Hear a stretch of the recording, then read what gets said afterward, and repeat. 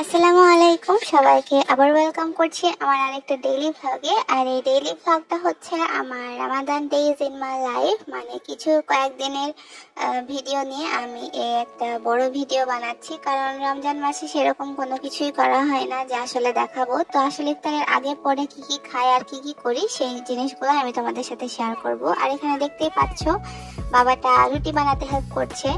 ও রান্না বান্না অনেক পছন্দ, সেজন্য আমরা ওকে একটু কাজ করতে দিচ্ছিলাম আর কি। ছোট বাচ্চাদেরকে তো এতটাও মানে কি বলবো, মানা করা যায় না, জেদ করে কান্নাকাটি করে।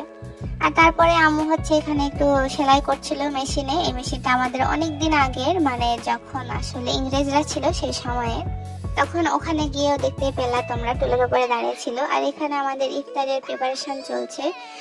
এখানে আলু ভর্তা করে রাখা হয়েছে, ডিম সিদ্ধ করে রাখা হয়েছে, ছোলা রান্না হয়ে গিয়েছে। এখানে আম্মু বিরিয়ানি বানাচ্ছিল, কারণ সেদিন প্রথম রোজা ছিল, সবাইকে একটু বিরিয়ানি দেওয়ার জন্য। আর এখানে আপু যে খাচ্ছে এটা হচ্ছে রসুনের চপ। এরকম মানে আলু ভর্তার মতো করে বানিয়ে রসুন সেদ্ধ করে ভেতরে দিয়ে এভাবে রসুনের চপ ইজিলি বানানো যায়। তোমরাও চাইলে বাসায় ট্রাই করতে পারো, আর এটা আমাদের সবার অনেক পছন্দ। এখানে যে রসুনগুলা ছিল সেগুলাকে বলে নতুন রসুন উঠেছিল, তো সেগুলা দিয়ে আম্মু বানিয়ে নেই।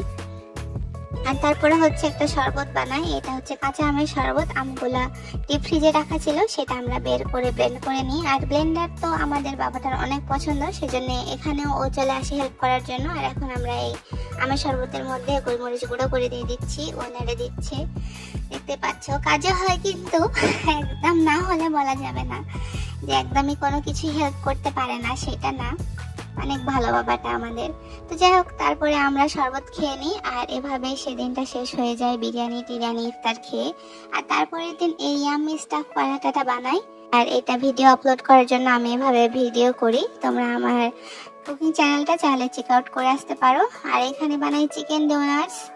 আর এগুলাই ছিল আমাদের ইফতারের মেনু, জিলাপি, শসা, স্টাফড পরাঠা, চিকেন ডোনাটস। আর এখানে আপু ট্রাই করে দেখছিল, এটা আসলে ওর রেসিপি, ও বানিয়েছে, যে আসলে কেমন হয়েছে। আমার কাছে তো অনেক ভালো লেগেছে। তারপরে সন্ধ্যার পরে শুরু হয়ে যায় বৃষ্টি। আর এই বৃষ্টি দেখার জন্য বাচ্চাটাকে দেখো কি সুন্দর ছাতা নিয়ে এসে দাঁড়িয়ে আছে। বৃষ্টি শুরু হলে ওর ছাতাটা নিয়ে এসে রেন রেন গোয়াবে শুরু করে দেয়। আমারও বৃষ্টি অনেক ভালো লাগে। তোমাদের কার কার বৃষ্টি ভালো লাগে সেটা আমাকে জানাতে ভুলবা না কিন্তু।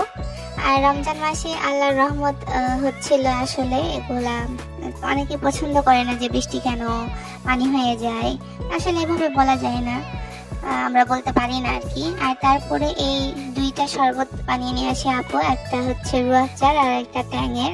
তোমরা কে কে কোন কোন শরবত বেশি পছন্দ করো সেটা আমাকে জানিয়ে দিও। আর তারপরের দিন আসে পাশের বাসার একটা সুইট আপুর কাছ থেকে এতগুলা ইফতার, মানে আপুটা যে এত ভালো, অনেক কিছু কষ্ট করেছে আমাদের জন্য। যে দেখো ডালের পুরি বানিয়েছে, পেঁয়াজি বেগুনি চপ, তারপরে ছোলা বুট, অনেক কিছু। আর তারপরের দিন আমি আমার বান্ধবীর বাসায় গিয়েছিলাম, আর এটা ছিল তার বাসার ইফতার।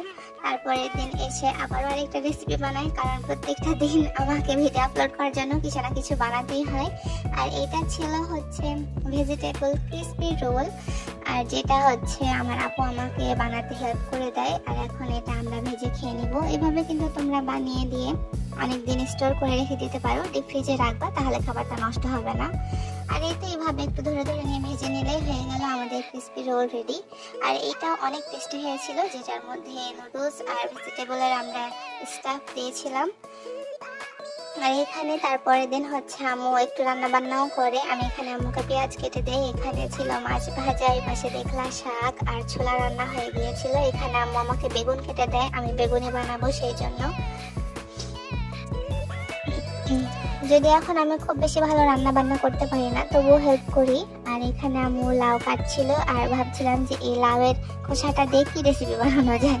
তো যাই হোক, আসলে যে যেটা নিয়ে কাজ করে সেটা সবসময় মাথায় ঘুরতে থাকে। আর তারপরে রাতে ছিল আমাদের এই কড়াই চিকেন আর জিরা রাইসে ডিনার। আর এইটা দেখতে পাচ্ছ তোমরা, আমাদেরকে ভোর রাতে উঠানোর জন্য চলে গেল কি যেন, তারা নিজেদেরকে পাখি নামে অভিহিত করেছে। আর এখন বাজে 1:45। আমাদের ঘুম আসছিল না, আমি পড়ালেখা করছিলাম, কারণ ঈদের পরে আমার পরীক্ষা। আর এখানে সবাই সবাই কি খাবে করছিল, তাই আম্মু আমাদের জন্য নুডলস বানিয়ে নিয়ে আসে।